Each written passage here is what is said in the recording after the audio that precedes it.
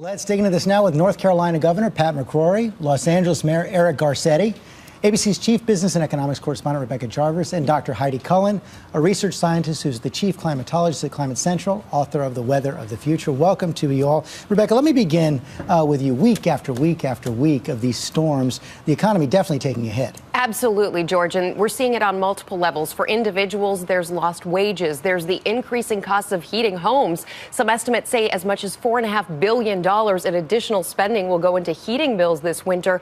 Then you have businesses. The airlines, for example, have suffered massively under the 75,000 flight cancellations. United saying it's an $80 million cost to them. Cities are experiencing it. Of course, they're paying more to clear the snow.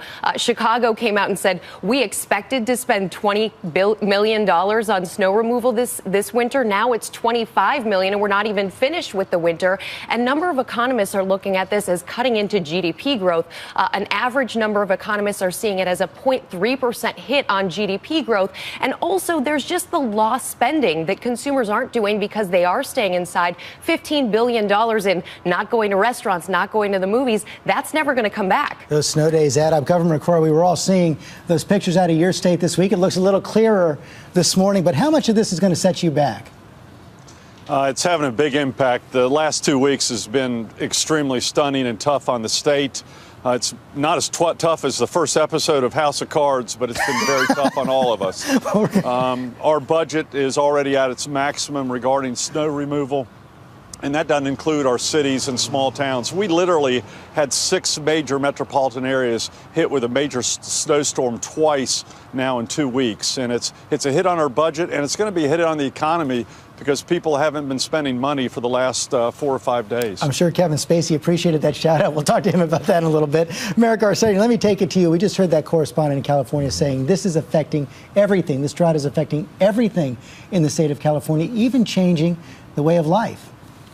Absolutely. This was the driest year on record, but, you know, it's coming at an immense cost, whether it's wildfires, whether it's changing how we get water. But governors and mayors, you know, we don't have the luxury of debating the issue. I think it's clear human beings have had an impact on creating the problem, but we have to solve it now.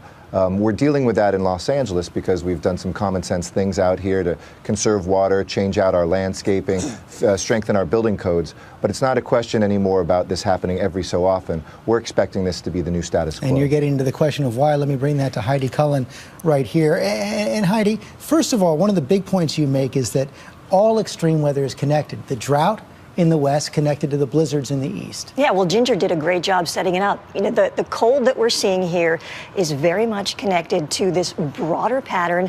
And really, when you put it into context, climate change, burning fossil fuels means that we're going to see more of these very expensive extreme weather events. Specifically, the kinds of extremes we can expect are more heat waves, droughts, floods. We're already seeing those.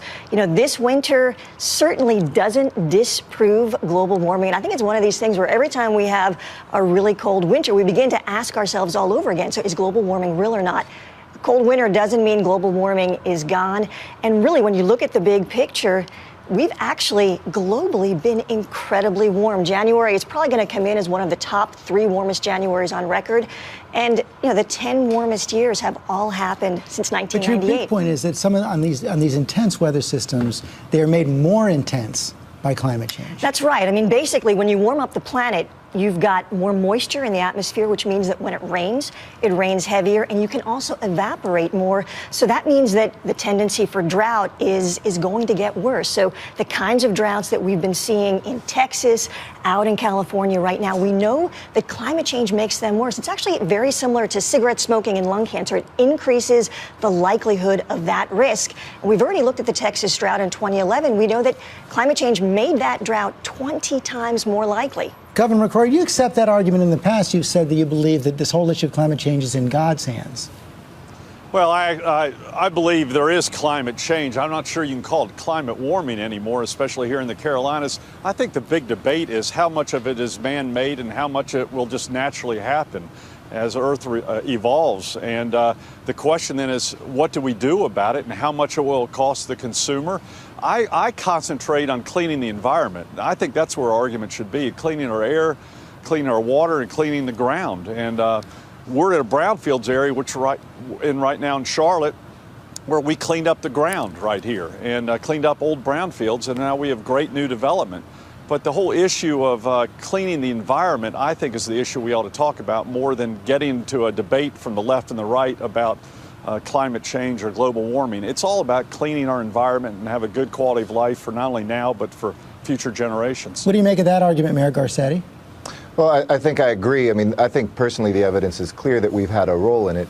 I think people have recognized we've kind of lost the first few skirmishes with climate change. We're strengthening the defenses. Out here in Los Angeles, for instance, we consume the same amount of water as we did 30 years ago with 1 million more residents. So we're Americans. We adapt, we innovate, we're good at doing those sorts of things. But, you know, whether it's Mayor Brainerd in Carmel, Indiana, changing out stop intersections and making them roundabouts to take global warming CO2 emissions out of the air, or Mayor Becker in Salt Lake City, making sure his buildings are built in a green way.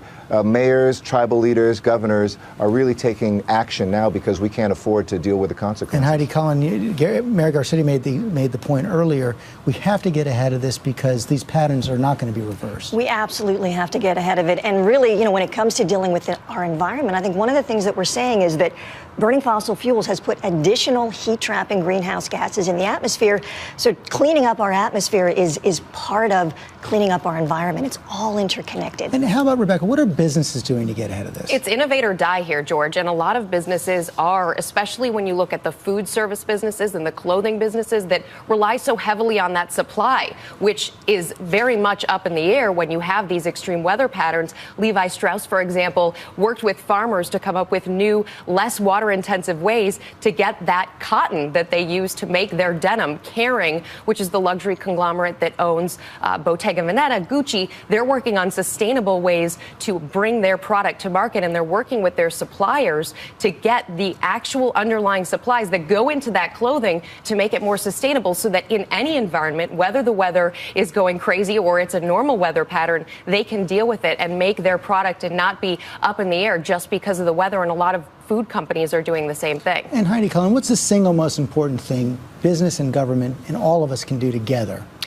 I think, first of all, it's talk about it. And then I think it's really look at all of the opportunities that are presented to us to use energy smarter, to grow our food smarter, to treat our water resources with great care and conserve. So I think across the board, we've got to come together, stop treating it as a partisan issue because it really isn't, and just get started working on it. Let's hope we can do that. Thank you all very much.